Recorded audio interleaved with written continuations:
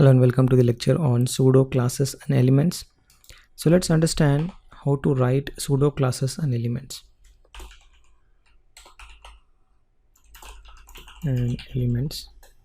Okay, let's create a file.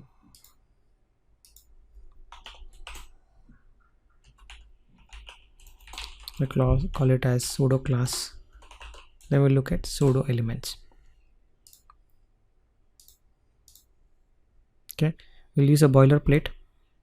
So we'll go to type selector, copy this. So we'll go to selector, copy this as a boilerplate, and then we'll go to our pseudo classes. We paste it here. Okay, then we'll call it as pseudo selector CSS. Okay, this is a class, pseudo class. We'll see what a pseudo class means and how to write it.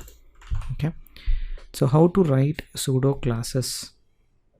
Okay, for some of the selectors you have something called as pseudo classes, which you can define it via colon, and then you can mention the pseudo class. You can define the class or basically the attribute for that specific selector. Okay, let's take an example of anchor tag. Okay, anchor tag have pseudo classes, like it has link.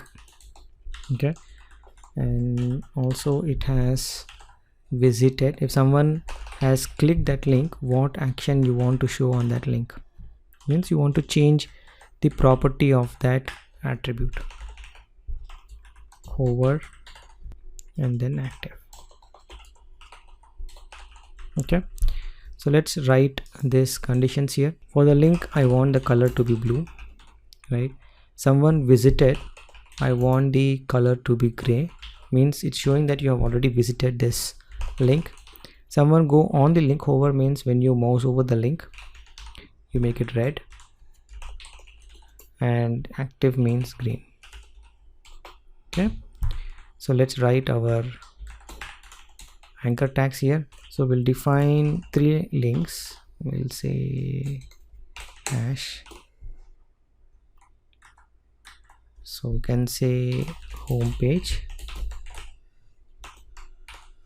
We can actually give different links so that we know whether it's visited or not. Okay, and then 3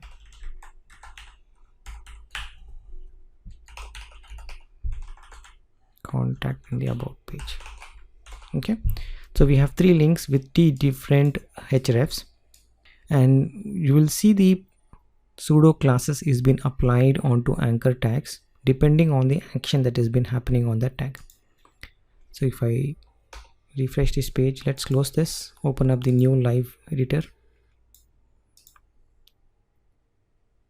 Right, so everything is in blue in color, right? You see when you hover on it, it becomes red in color. That's basically coming up from this. Okay, it's red in color when you hover on it. That's called hovering, right? So when you click something, right, when you visited that page, it becomes gray. So let's click this.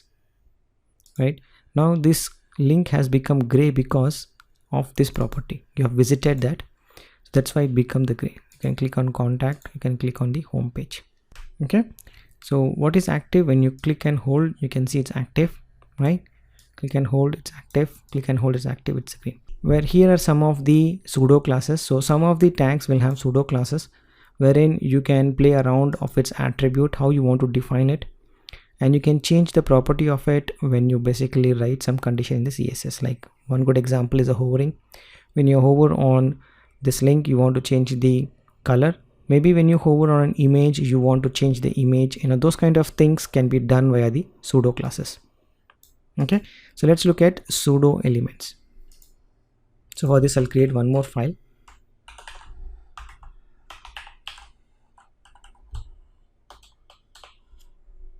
And I'll call it pseudo elements. Okay, let's open this file.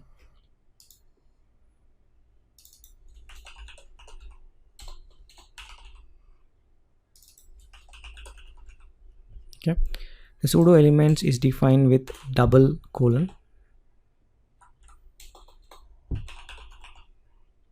Okay, let's define some pseudo element. I'll define a pseudo element for h1 and I'll say after this tag what you want to do. After this tag I want to add a content of, let's say I want to add like this, right? So after every h1 tag you will see these symbols, whatever symbol you want to add, like this, or you want to add dashes or whatever symbol that you add it here will be available. So this content is available after the h1 tag. Okay, so we have an h1 tag here, and if you see the h1 tag, so you see the exclamatory mark is basically coming after the heading. So even the text is not there, you are adding that content via the pseudo elements. Okay, this is how you define a pseudo element, and then you can do whatever conditions or rules you want to apply onto that element. Another good example is for paragraph. For the p tag, the first letter, right, you want to increase the size, so you will say font size of 200%, and let's say you write a p. This is a text which has first letter bigger, right? And you go ahead over here, see the first letter is 200%. You can increase to 500%.